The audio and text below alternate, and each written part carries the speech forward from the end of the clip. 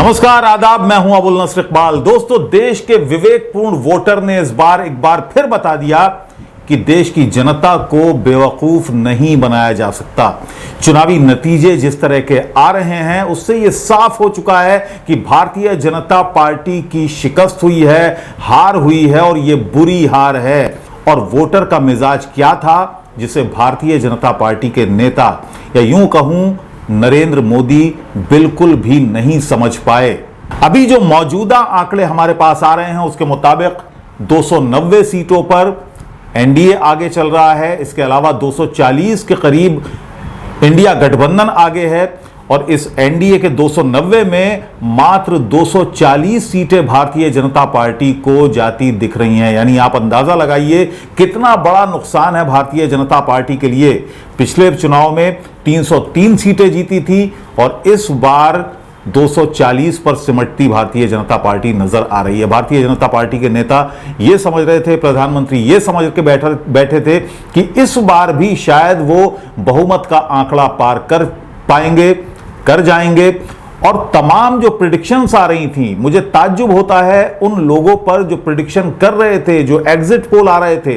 हालांकि मैं अपने वीडियोस के जरिए लगातार ये बता रहा था कि जो प्रेडिक्शंस ये एग्जिट पोल में दिखाए जा रहे हैं या बड़े बड़े चुनावी पंडित कर रहे थे, जिनमें प्रशांत किशोर का भी नाम था।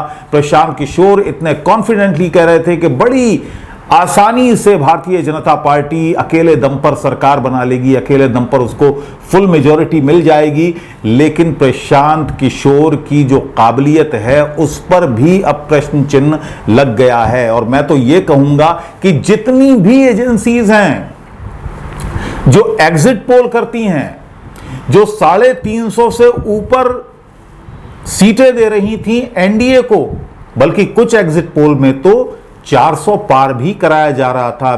मेरा उन तमाम एजेंसीज को एक सुझाव है कि कृपया करके वो ये सर्वे का काम छोड़ दें, कुछ और काम धंधा करें जिसके वो लायक हैं। ये काम धंधा फिलहाल छोड़ दें, क्योंकि देश की जनता ने ये बता दिया है कि उनके मिजाज को समझना, उनके जहन को समझना कोई साइंस नहीं है। ये बात उन लोगों को अच्छी तरह से अब समझ में आ जानी चाहिए कि देश के वोटर ने यह बता दिया कि उनको इस तरह से जज नहीं किया जा सकता जैसा कि सर्वे के लोग करते हैं। एक बात तो यह हो गई। अब आता हूं मैं उन तमाम मुद्दों पर जो मुद्दे बनाए जाने की कोशिश की भारतीय जनता पार्टी की तरफ से प्रधानमंत्री ने। उत्तर प्रदेश का हाल क्या है? उत्तर प्रदेश में पिछली बार 62 सीटें जीती थी, लेकिन इस बार 40 का भी आंकड़ा पार नहीं कर पा रही है भारतीय जनता पार्टी। हालांकि मेरा यहां पर थोड़ा सा असेसमेंट गलत हुआ। पहले मैंने वीडियो में आपने कहा था कि 50 सीटों से ऊपर भारतीय जनता पार्टी नहीं जाएगी, लेकिन यहां पर भारतीय जनता पार्टी 40 के भी नीचे रहने की उम्मीद है। 39 सीटें मिलती नजर आ रही हैं भारतीय जनता पार्टी को। यानी वो राज्य, आप जरा अंदाजा लगाइए, वो राज्य जहां पर काशी, जहां पर मथुरा, जहां पर अयोध्या, वहां पर भी पार्टी की हालत यह है कि वहां के वोटर ने भी नकार दिया है भारतीय जनता पार्टी को। प्रधानमंत्री का फेस, जिसको लेकर भारतीय जनता पार्टी को बड़ा गौरव था, बड़ा घमंड था, अहंकार था कि हमारे पास ब्रांड मोदी है, ब्रांड मोदी की भी हवा निकाल दी इस बार के इलेक्शन में देश के वोटर ने। अयोध्या, जहां पर राम मंदिर बनाया गया था, वो सीट भी हार रहे हैं। 1 लाख से ज्यादा वोटों से आगे चल रहे हैं वहां पर समाजवादी पार्टी के कैंडिडेट। जरा आप अंदाजा लगाइए क्या गाने बनाए गए थे, किस तरह के नारे लगाए गए थे, जो राम को लाएंगे हैं हम उनको लाएंगे। लेकिन उत्तर प्रदेश की जनता ने बेहतरीन तरीके से आईना दिखाया है प्रधानमंत्री नरेंद्र मोदी को भी और मुख्यमंत्री योगी आदित्यनाथ को भी कि देखिए ये है आईना, इतने पानी में आप हैं। देश की जनता को मूर्ख मत समझिए। जो मुद्दे आप उठा रहे हैं वो हमारे मुद्दे नहीं हैं। हिंदू मुसलमान हमारा मुद्दा नहीं है। मंगलसूत्र, भैंस, मटन, मुर्गा, मुगल, ये हमारे मुद्दे नहीं हैं। ये बता दिया है देश की जनता ने भारतीय जनता पार्टी को। और अब एक और प्रेडिक्शन मैं कर दूं आपके सामने। 290 सीटों पर हालांकि आगे चल रहे हैं, बहुमत से 18 सीटें ज्यादा हैं फिलहाल भारतीय जनता पार्टी, लेकिन उसके बावजूद भारतीय जनता पार्टी सरकार नहीं बना पाएगी केंद्र में। उसकी वजह मैं आपको बता दूं, जितने भी घटक दल एनडीए में हैं वो अपने अपने रास्ते तलाश रहे होंगे।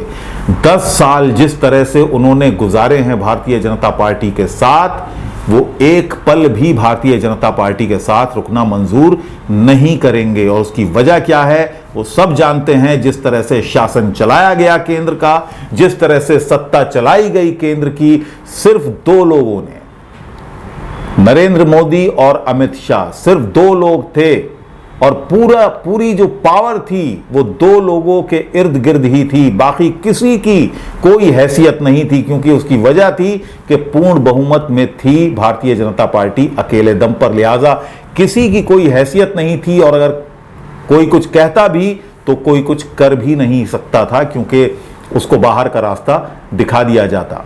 दोस्तों 10 साल में जिस तरह से सरकार चली, मैं एक नमूना आपको बता रहा हूं और आप अपने जहन पर जरा जोर डालिए।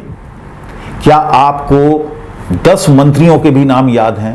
15 मंत्रियों के नाम याद हैं उनके पोर्टफोलियो के साथ? इतना बड़ा देश जहां 50 से ज्यादा मंत्री हों, लोगों को, देश की जनता को उन मंत्रियों के नाम, उनके पोर्टफोलियो, उनके विभाग पता नहीं थे। प्रधानमंत्री और गृह मंत्री सिर्फ 2 लोग थे। किसी भी मंत्री की कोई हैसियत नहीं थी। मंत्री अपने विभाग में एक नियुक्ति नहीं कर सकता था। सारे डिसीजंस या तो होम मिनिस्ट्री से होते थे या पीएमओ से होते थे। तो आपको क्या लगता है, क्या ऐसी सरकार के साथ कोई रहना चाहेगा?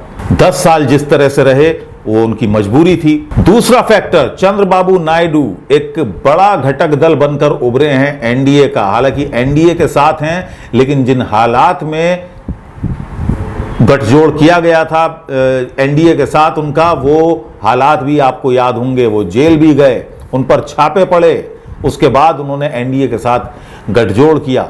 सबसे पहले टूटने वालों में चंद्रबाबू नायडू होंगे, उसके बाद नंबर आता है नीतीश कुमार का। आप देखिए, नीतीश कुमार का बहुत जल्दी स्टेटमेंट आने वाला है। उनका बदला हुआ रुख भी आप कुछ ही समय बाद देख लेंगे, क्योंकि बैठकों का दौर जारी हो चुका है।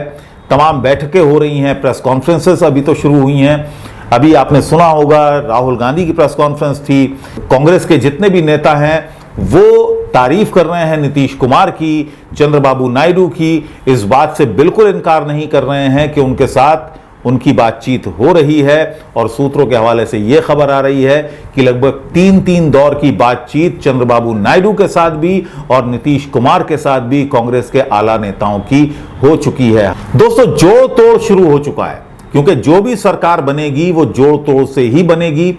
हालांकि अभी भी एनडीए को एज है, लेकिन एनडीए के पास अभी उतना बहुमत नहीं है जिससे कि वो बहुत कंफर्टेबल पोजीशन में आ जाए, क्योंकि 290 ही अभी सीटें जाती दिख रही हैं। ऐसे में अगर चंद्रबाबू नायडू टूट जाते हैं, नीतीश कुमार टूट जाते हैं, तो समझ लीजिए ये सरकार गई, ये सरकार नहीं बनने वाली है। बहरहाल सरकार किसी की भी बने दोस्तों, लेकिन देश की जनता ने एक सबक जरूर सिखा दिया है मौजूदा सरकार को।